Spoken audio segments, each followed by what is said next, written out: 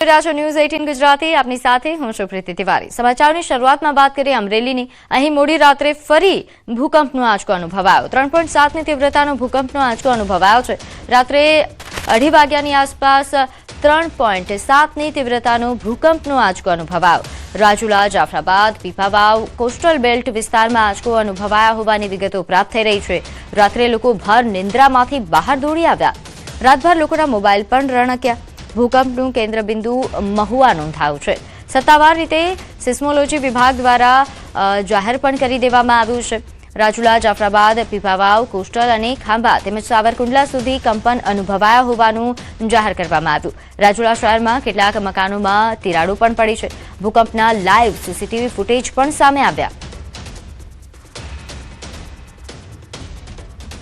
નોંધ્ય છે કે છેલ્લા ઘણા સમયથી અમરેલીમાં ભૂકંપના આંચકાઓનું પ્રમાણ વધી રહ્યું છે। ત્યારે થોડા સમયના વિરામ બાદ ફરી ભૂકંપના આંચકા અનુભવાતા લોકોમાં ફફડાટ ફેલાયો છે। નોંધ્ય છે કે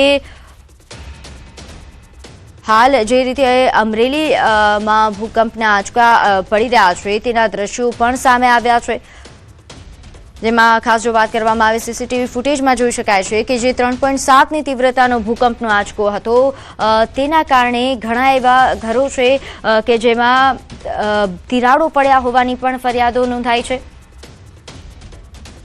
સમાચારમાં આગળ વાત કરીએ। માથું ફાડી નાખે તેવા પ્રકારની ગરમી પડશે। હવામાન વિભાગ દ્વારા ગરમી અંગે મોટી આગાહી। ગુજરાતમાં હવે આકરી ગરમીની આગાહી કરવામાં આવી છે। ધીમે ધીમે 2 થી 4 ડિગ્રી સુધી તાપમાન વધશે તેવા પ્રકારની આગાહી છે। નોંધ્ય છે કે હવામાન નિષ્ણાત દ્વારા વિગતવાર જે પ્રકારે આગાહી કરવામાં આવી છે ગરમી અંગેની આગાહી છે કે હવે આગામી સમયમાં ગરમીમાં વધારો થશે।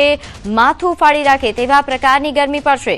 ગુજરાતમાં આકરી ગરમીને લઈને હવે લોકોએ તૈયાર રહેવું પડશે। 11 થી 15 એપ્રિલ દરમિયાન ગરમી પડે તેવા પ્રકારની આગાહી છે। દરિયાકાંઠાના વિસ્તારોમાં યલો એલર્ટ પણ જાહેર કરી દેવાયું છે। નોંધ્ય છે કે હાલ હવામાન નિષ્ણાત અમલાલ પટેલ દ્વારા પણ આ પ્રકારે આગાહી કરવામાં આવી છે। आगे का जो अगले 7 दिन के लिए आज का फोरकास्ट है 9 से लेकर 15 अप्रैल तक, इसमें मौसम आमतौर पर शुष्क रहने का पूर्वानुमान दिया गया है और लघुत्तम तापमान जो है ग्रेजुअल राइज रहेगा। धीरे धीरे बढ़ेगा टेम्परेचर। 2 से 4 डिग्री सेंटीग्रेड टेम्परेचर बढ़ेगा अगले 4 दिन। सौराष्ट्र कच्छ और जो गुजरात की जो तटीय क्षेत्र है इसमें आपका आर्द्र मौसम और गर्म रहने की संभावना रहेगी। इसके लिए हम डे 3 से लेकर डे 7 तक हॉट एंड ह्यूमिड वेदर के पूर्वानुमान दिया गया है। इसमें येलो वार्निंग भी दिया गया है। तो काળઝાળ ગરમી માટે તૈયાર રહેજો। ગરમી અંગે અંબાલાલ પટેલની મોટી આગાહી। આગામી દિવસોમાં ગરમીનું પ્રમાણ વધશે। આગામી 7 દિવસ વાતાવરણ સૂકું રહેશે। 15 એપ્રિલ સુધી ગરમીમાં 2 થી 3 ડિગ્રીનો વધારો થશે। 20 એપ્રિલ સુધી ઉત્તર અને મધ્ય ગુજરાતમાં ભારે ગરમી પડશે। 42 ડિગ્રી સુધી તાપમાન પહોંચે તેવી આગાહી છે।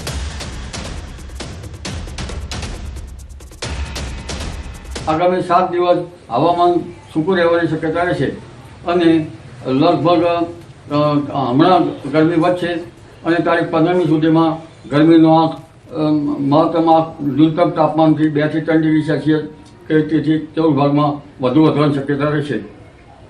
14મી એપ્રિલે પવન ફૂંકાવાની શક્યતા રહેશે અને 20મી એપ્રિલ સુધીમાં તો મહત્તમ તાપમાન લગભગ મધ્ય ગુજરાતના ભાગોમાં વડોદરા વગેરે ભાગોમાં 42 ડિગ્રી કે 43 ડિગ્રી સેલ્સિયસ જેવું થઈ જવાની શક્યતા રહે। આ ઉપરાંત ઉત્તર ગુજરાતના ભાગોમાં પાટણ સમી હારીજ મહેસાણાના ભાગો ખાસ કરીને બનાસકાંઠા પાલનપુરના ભાગોમાં પણ મહત્તમ ઉષ્ણ તાપમાન 42 ડિગ્રી સેલ્સિયસ કે તેથી વધુ થઈ જવાની શક્યતા રહે। તો માવઠા બાદ હવે ગરમી વારો પાડશે। 42 ડિગ્રી સુધી ગરમી પહોંચી શકે છે। ગુજરાતમાં આજથી ગરમીનું જોર વધશે। હવામાન નિષ્ણાત અથરેયા શેટ્ટીનું અનુમાન શનિવાર સુધીમાં 38 ડિગ્રીએ પહોંચી શકે છે ગરમી। રવિવારે અમદાવાદ સહિત રાજ્યના મોટા ભાગના વિસ્તારોમાં તાપમાન 39 થી 41 ડિગ્રી થવાની સંભાવના છે। સૌરાષ્ટ્ર મધ્ય ગુજરાતના એકલ દોકલ વિસ્તારમાં 42 ડિગ્રી તાપમાન થઈ શકે છે। આ ઉપરાંત દરિયાપટ્ટામાં પણ 37 થી 39 ડિગ્રીનું અનુમાન।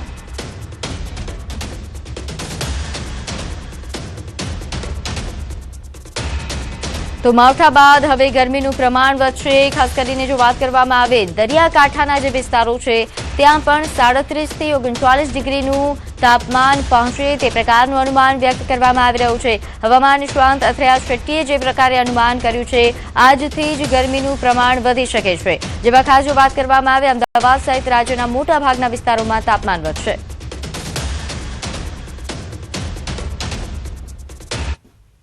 સમાચારમાં આગળ વાત કરીએ. પાટણમાં દર્શન કરી પરત ફરતા પરિવારને કાળ ભરખી ગયો.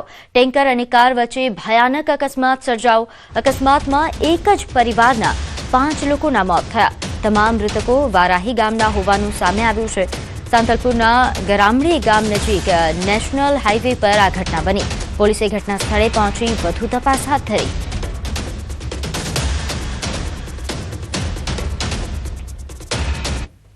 આગળ વાત કરીએ. વડોદરામાં ખંડેરાવ શાક માર્કેટ પાસે હંગામો સર્જાયો. પોલીસ ચોકીની બિલકુલ નજીક રિક્ષા ચાલકો વચ્ચે હિંસક અથડામણ થઈ, જેના પગલે સમગ્ર વિસ્તારમાં અફરાતફરીનો માહોલ સર્જાયો. સામાન્ય બાબતમાં શરૂ થયેલી બોલાચાલી એ જોતજોતામાં લોહિયાળ જંગમાં ફેરવાઈ ગઈ, જ્યાં રિક્ષા ચાલકોએ જાહેરમાં જ છૂટા હાથની મારામારી અને ગાળાગાળી કરી. રિક્ષા ચાલકો બેફામ બનતા રસ્તા પર ટ્રાફિક જામના દ્રશ્યો પણ જોવા મળ્યા અને વાહન ચાલકો કલાકો સુધી અટવાયા હતા.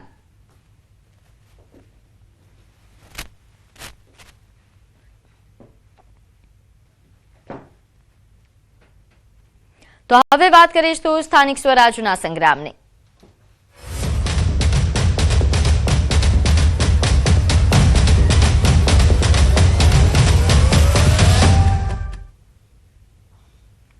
સ્થાનિક સ્વરાજ્યની ચૂંટણીમાં કાલે ફોર્મ ભરવાનો અંતિમ દિવસ છે.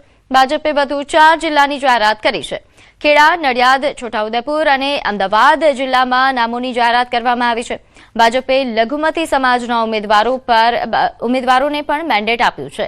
બારેજા નગરપાલિકા અને ધોળકા નગરપાલિકામાં લઘુમતી સમાજને મેન્ડેટ આપવામાં આવ્યું.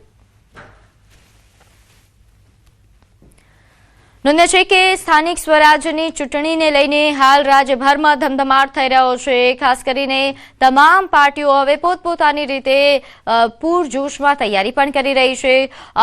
કોંગ્રેસ અને આમ આદમી પાર્ટી દ્વારા ઘણા નામોની જાહેરાત કરી દેવામાં આવી છે. હવે ભારતીય જનતા પાર્ટીએ પણ નામોની યાદી જાહેર કરવાનું શરૂ કર્યું છે. નોંધ્ય છે કે ભાજપે 4 જિલ્લાની જાહેરાત કરી છે. વધુ 4 જિલ્લાઓ કે જેમાં ખેડા, નડિયાદ, છોટાઉદેપુર અને અમદાવાદ જિલ્લામાં નામોની જે યાદી જાહેર કરવામાં આવી, જેમાં ભાજપે લઘુમતી સમાજના ઉમેદવારોને મેન્ડેટ આપ્યું. બારેજા નગરપાલિકા અને ધોળકા નગરપાલિકામાં લઘુમતી સમાજને મેન્ડેટ આપવામાં આવ્યું છે. આ ઉપરાંત પણ ઘણા એવા ચર્ચિત નામો છે કે જેમને મેન્ડેટ આપવામાં આવ્યું છે. સ્થાનિક સ્વરાજ્યની ચૂંટણીનું હવે જંગ જામ્યો છે. નોંધે છે કે હવે જ્યારે ફોર્મ ભરવાનો દિવસ નજીક આવી રહ્યો છે, કાલે જ ફોર્મ ભરવાનો અંતિમ દિવસ છે. વધુ વિગત સાથે મારી સાથે સંવાદદાતા ગૌતમ જોડાઈ ગયા છે. ગૌતમ, સ્થાનિક સ્વરાજ્યની ચૂંટણીનો જંગ જામ્યો છે. ભાજપ જે એક બાદ એક હવે નામોની યાદી જાહેર કરી રહ્યું છે. વધુ જે 4 જિલ્લામાં નામો જાહેર કરાયા છે તેમને વધુ વિગત જણાવશો. બિલકુલ, ભારતીય જનતા પાર્ટી ગઈકાલથી નામોની જાહેરાત શરૂ કરી દીધી છે. જે અંતર્ગતની વાત કરીએ તો ગઈકાલે મોડાસા, અરવલ્લી સહિતના જે વિસ્તારો જે છે તેમની જાહેરાત કરી દીધી હતી અને આજે વિધિવત રીતે વધુ 4 જાહેરાત કરી છે. જેમાં અમદાવાદ જિલ્લાનો પણ સમાવેશ થાય છે, ખેડા જિલ્લાનો સમાવેશ થાય છે, છોટાઉદેપુર જિલ્લાનો સમાવેશ થાય છે.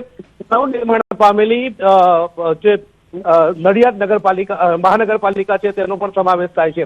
આમ ભારતીય જનતા પાર્ટી એક બાદ એક નામો જાહેર કરી રહી છે. પરંતુ સરપ્રાઇઝ એ વાતની છે કે આ જે નામો જાહેર કર્યા છે તેમાં લઘુમતી સમાજને પણ સ્થાન આપવામાં આવ્યું છે. ચાહે ધોળકા હોય, બારેજા હોય, આ તમામ નગરપાલિકામાં લઘુમતી સમાજને પણ ભારતીય જનતા પાર્ટીએ મેન્ડેટ આપ્યું છે અને તમામ સમુદાયને સાથે રાખવાની વાત જે છે સાથે સામે આવી છે. એક બાદ એક નામો જાહેર કરી રહ્યા છે. આવતીકાલે નામાંકન પત્ર ભરવાનો અંતિમ દિવસ છે. મહત્વનું એ છે કે બીજો શનિવાર હોવા છતાં પણ આવતીકાલે નામાંકન પત્ર ભરવાનું ચાલુ રહેશે. તે પ્રકારનું પણ સાથે ચૂંટણી પંચ દ્વારા નોટિફિકેશન જાહેર કરવામાં આવ્યું છે અને આવતીકાલે પણ નામાંકન પત્ર ભરી શકાશે તે પ્રકારનો ઉલ્લેખ કરવામાં આવ્યો છે. આમ હવે ગણતરીનો દિવસો એટલે કે એક જ દિવસ બાકી છે, ગણતરીના કલાકો બાકી છે, ત્યારે ભારતીય જનતા પાર્ટી તમામ યાદી આજે જાહેર કરી દે તે પ્રકારના પૂર્ણ એંધાણ લાગી રહ્યા છે. જી, આભાર માહિતી આપવા બદલ.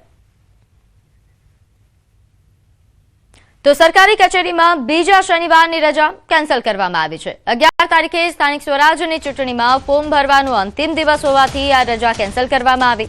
ચૂંટણી અધિકારી, મદદનીશ ચૂંટણી અધિકારીઓની કચેરી ખુલ્લી રહેશે અને ઉમેદવારી પત્રો સ્વીકારવામાં આવશે.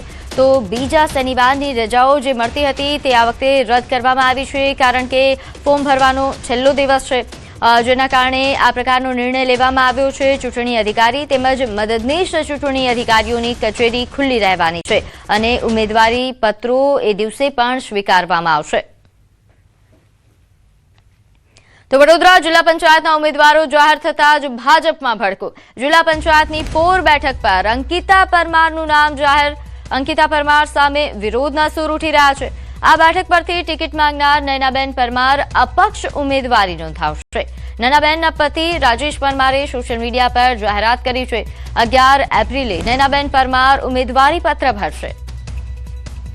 તો વડોદરા જિલ્લા પંચાયતના ઉમેદવારો જાહેર થતા જ હવે વિરોધના સૂર ઉઠી રહ્યા છે. પોર બેઠક કે જ્યાં અંકિતા પરમારનું નામ જાહેર કરવામાં આવ્યું છે, જેના કારણે હાલ વિરોધ થઈ રહ્યો છે, કારણ કે તેમની સામે નયનાબેન પરમાર ઉમેદવારી પત્ર ભર્યું હતું. વધુ વિગત સાથે મારી સાથે સંવાદદાતા હાર્દિક જોડાયા છે. હાર્દિક, પોર બેઠક રસપ્રદ બની રહી છે. અંકિતા પરમારનું નામ જાહેર થયું. નયનાબેન હવે અપક્ષ ઉમેદવારી નોંધાવે તેવી ચર્ચાઓ.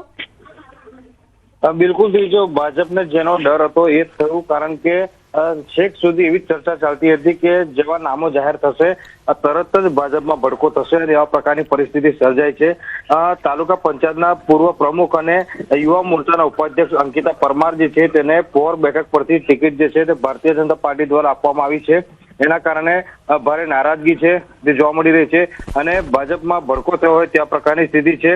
આ બેઠક પરથી જો વાત કરવામાં આવે તો નયનાબેન પરમાર છે, તેમના દ્વારા ટિકિટ જે છે તે માંગવામાં આવી હતી. નયનાબેનની વાત કરવામાં આવે તો પોતે શિક્ષિત મહિલા જે છે અને તેમજ જે રાજકીય બેકગ્રાઉન્ડ જે છે તેમનું છે, એટલે કે રાજકારણનો પૂરતો અનુભવ જે હોવો જોઈએ એક ઉમેદવારને તે પૂરતો અનુભવ છે, પરંતુ છેક સુધી પાર્ટી આશ્વાસન આપ્યું, ઉચ્ચ કક્ષાએ રજૂઆત કરી છતાં પણ તેમની વાત માનવાનું ના આવી અને એમની ટિકિટ મળી. એના કારણે અત્યારે તેમને અપક્ષમાંથી ઉમેદવારી નોંધવાનો જે છે તે નિર્ણય લીધો છે. જી, આભાર માહિતી આપવા બદલ. તો હાલ જેથી સંવાદદાતાએ જણાવ્યું કે નયનાબેન પરમાર કે જેઓ છેલ્લા ઘણા સમયથી ખૂબ જ સક્રિય કાર્ય કરતા રહ્યા છે, પરંતુ તેમણે ટિકિટ માંગી, તેમને ટિકિટ ન મળતા હવે તેઓ અપક્ષ ઉમેદવારી નોંધાવશે તેવા પ્રકારની જાહેરાત તેમના પતિએ સોશિયલ મીડિયાના માધ્યમથી કરી છે. આ તરફ પોર બેઠક પર અંકિતા પરમારનું નામ જાહેર કરવામાં આવ્યું છે. ત્યારે હાલ મારી સાથે જે ઉમેદવારનું નામ જાહેર કરવામાં આવ્યું છે અંકિતાબેન પરમાર તે જોડાયા છે. અંકિતાબેન, ન્યૂઝ 18 પર આપનું સ્વાગત છે. Thank you. પહેલા તો આપની શુભકામનાઓ. આપને ઉમેદવારી માટે આપનું નામ જાહેર થયું છે તે બદલ ખૂબ ખૂબ આભાર બેન તમારો. અને અઘરો સવાલ એ કે આપનું નામ તો જાહેર થયું છે, પરંતુ હવે વિરોધના સૂર ઉઠી રહ્યા છે. કઈ રીતે જોઈ રહ્યા છો? અમે તો વર્ષોથી પાર્ટીમાં કામ કરતા આવ્યા છે અને આગળ પણ પાર્ટીમાં કામ કરતા રહીશું અને લોકો વચ્ચે રહીને કામ કર્યું છે અને આગળ પણ લોકોના વિશ્વાસથી જ અમે આગળ વધ્યા છે અને લોકો જ અમને જીતાડીને લાવશે. જી, પરંતુ જે રીતે હાલ વિરોધ થઈ રહ્યો છે તો તેને ટેકલ કઈ રીતે કરવાના છે? વિરોધ થઈ રહ્યો છે એ માણસો પણ આપણા જ છે અને એ પણ કંઈક મૂંઝવણમાં છે અને એ પણ થોડા 2 દિવસમાં સમજી જશે એવો અમને પૂરેપૂરી ખાતરી છે. એટલે વિરોધનો કોઈ પ્રશ્ન આવતો નથી. બધા આપણા પાર્ટીના જ માણસો છે. બિલકુલ. અને અંકિતાબેન, આ ચૂંટણી જીતવા માટેની કેવા પ્રકારની તૈયારીઓ, કયા કયા મુદ્દાઓ લઈને જવાના છો?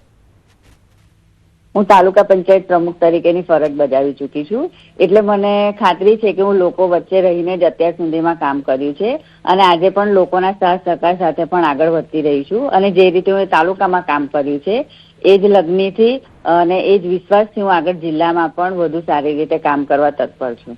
જી, આપના મતે આ વખતે કયા મુદ્દાઓ પર વધારે આપ ધ્યાન આપવાના છો? કયા મુદ્દાઓથી લોકોનું ધ્યાન આકર્ષિત થશે? આ વખતે મેઇન મહિલા સશક્તિકરણ છે કે મહિલાઓને આત્મનિર્ભર બનાવવામાં આવે. આપણા મોદીજીનું પણ વિઝન છે કે મહિલાઓને આગળ વધારવી જોઈએ. તો મહિલાઓને પણ હું એ તાલુકામાં પણ અલગ અલગ ટ્રેનિંગ અપાવીને મહિલાઓને પગભર બનાવી છે. એ જ વિઝન સાથે હું જિલ્લામાં પણ વધુ મહિલાઓને જોડીને મહિલાઓ કઈ રીતે આગળ વધી શકે અને ઇન્ડિપેન્ડન્ટ બની શકે એ વિષય પર હું વધારે ફોકસ કરવા માંગુ છું. જી, આભાર અંકિતાબેન, આપ અમારી સાથે જોડાયા તે બદલ. Thank you. તો હાલ જે રીતે ભાજપ તરફથી જે ઉમેદવારનું નામ જાહેર કરવામાં આવ્યું છે અંકિતાબેન પરમાર, તેમની જીતનો વિશ્વાસ વ્યક્ત કર્યો છે અને નયનાબેન પરમાર કે જેઓ હવે અપક્ષ ઉમેદવારી નોંધાવશે, જે વિરોધના સૂરો ઉઠી રહ્યા છે તે અંગે તેમણે જણાવ્યું કે તે પાર્ટીના જ સભ્ય છે, તેમને મનાવવામાં પણ આવી શકે છે. પરંતુ હાલ તો આ બેઠક ખૂબ જ રસપ્રદ બની છે. પોર બેઠક કે જ્યાં બે મહિલા ઉમેદવારો વચ્ચે જે જંગ જામશે, કેવા પ્રકારનું પરિણામ લઈને આવશે તે જોવું રહ્યું. પરંતુ હાલ ઘણા બધા મુદ્દાઓ છે પોર બેઠકો માટે પણ જેના પર સ્થાનિકોનું ધ્યાન છે. કોણ સ્થાનિકોનું ધ્યાન ખેંચી શકે છે, કોના પર સ્થાનિકો વિશ્વાસ મૂકશે તે જોવું રહ્યું. પરંતુ હાલ તો પોર બેઠક એ ખૂબ જ રસપ્રદ બની છે અને હાલ જે રીતે નામોની યાદી એક બાદ એક ભારતીય જનતા પાર્ટી દ્વારા જાહેર કરવામાં આવી રહી છે, ઘણી એવી બેઠકો છે કે જ્યાં આ રીતે વિરોધના સૂર ઉઠી રહ્યા છે, જ્યાં ભડકો થઈ રહ્યો છે. તેવી જ એક બેઠક પોર બેઠક કે જ્યાં અંકિતા પરમારનું નામ જાહેર થતા નયનાબેન પરમાર નારાજ થયા છે અને હવે તેઓ અપક્ષ ઉમેદવારી નોંધાવશે તેવું તેમના પતિ દ્વારા સોશિયલ મીડિયાના માધ્યમથી જાહેર કરવામાં આવ્યું છે. હવે આ બેઠક પર કેવા પ્રકારનું પરિણામ આવે છે તેના પર સૌ કોઈની નજર રહેશે.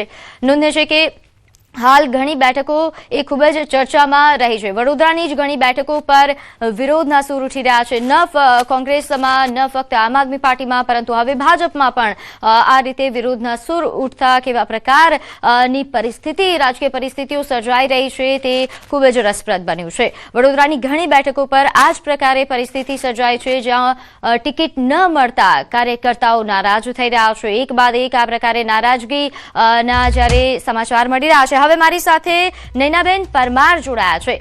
નયનાબેન, ન્યૂઝ 18 પર આપનું સ્વાગત છે. હા નયનાબેન, જે અપક્ષ ઉમેદવારી આપ નોંધાવાના છો તેવા સમાચાર છે, સાચું છે? હા, સાચું છે. જી, કઈ રીતે હવે આ ચૂંટણીમાં તમે આગળ વધશો, કેવા પ્રકારની તૈયારી અને શા માટે અપક્ષ ઉમેદવારી નોંધાવવી પડી આપે? એકચ્યુઅલી મેં બીજેપીમાં ટિકિટ માટે દાવેદારી નોંધાવી હતી, પણ મને ટિકિટ મળી નહીં. અંકિતાબેન પરમારને મળી છે. હવે અત્યાર સુધી પાર્ટીમાં મેં સારા એવા કામ કર્યા છે અને લોકોની સેવા કરી છે, તો મને આશા હતી કે મને આ ભાજપમાંથી ટિકિટ મળશે, મળી નથી, એટલે હવે હું અપક્ષમાંથી. પરંતુ નયનાબેન, એવું કેમ થયું? આટલા વર્ષોની તમારી મહેનત તેમ છતાં ટિકિટ ન મળી? હવે એ તો કઈ રાજકારણમાં કઈ શું થયું છે, મને લાગે પૈસાની કઈક રમત હશે. અંકિતાબેને કદાચ પૈસાની લેવડ દેવડ કરી હોય શકે એવી શંકા છે મને. જી, એમણે તો જીતનો પણ જે વિશ્વાસ વ્યક્ત કર્યો છે, એમની સાથે પણ અમારી વાત થઈ. તેમણે કહ્યું કે ઉમેદવારી મને મળી છે તો હું જીતીને બતાવીશ, અને નયનાબેનને પણ કદાચ મનાવવાની કોશિશ કરી શકાય તેમ છે. મને લડવા માટે રાખી છે અને હું લડીશ હવે, કારણ કે મેં આટલા વર્ષો મારી મહેનત છે તો મારે આગળ વધવું છે ને લડવું છે બસ. લોકોનો વિશ્વાસ મેં જીત્યો છે તો મને આ મારી જીત થશે, લોકોની જીત થશે, મારા મતદારોની જીત થશે. બિલકુલ, આપને શુભકામનાઓ આગળ. અચ્છા નયનાબેન, એ પહેલા એક સવાલ એ પણ પૂછવો હતો કે કારણ કે હવે તમે અપક્ષ ઉમેદવારી નોંધાવવાના છો, તો તેને લઈને કેવા પ્રકારની તૈયારીઓ? એ પહેલા શું પાર્ટી સાથે આપની કોઈ ચર્ચા નથી થઈ? ના, પાર્ટી સાથે અમારે કોઈ ચર્ચા નથી, પણ અમે અમારા આગેવાન, અમારા ગામ લોકો સાથે અને અમારા જે પણ મતદારો અમુક વિસ્તારમાં વાત કરી કે અમે લડવાના છે અને અમે અમારું પ્લાનિંગ કર્યું કે અમે જીતીશું. પણ નયનાબેન, આપે ખૂબ જ ગંભીર આક્ષેપ કર્યો છે કે પૈસાની લેવડ દેવડ હોઈ શકે છે. આ તો ખૂબ જ ગંભીર આક્ષેપ થઈ શકે કહેવાય. ગંભીર? એકચ્યુઅલી મેં એવું વિચાર્યું કે મારી મહેનત છે અને ભાજપમાંથી એવું કે નવો ચહેરો લાવવાનો છે અને એકને જેને હોદ્દો મળ્યો છે અને બીજો હોદ્દો નથી આપવાનો, તો પછી એ લોકો પોતાના નિયમોનું ઉલ્લંઘન કેમ કર્યું? બિલકુલ, પોતે જ બનાવેલા નિયમોનો એ લોકોએ એટલે જે નિયમો એમને જાહેર કર્યા હતા એ નિયમોનું જ પાલન નથી કર્યું.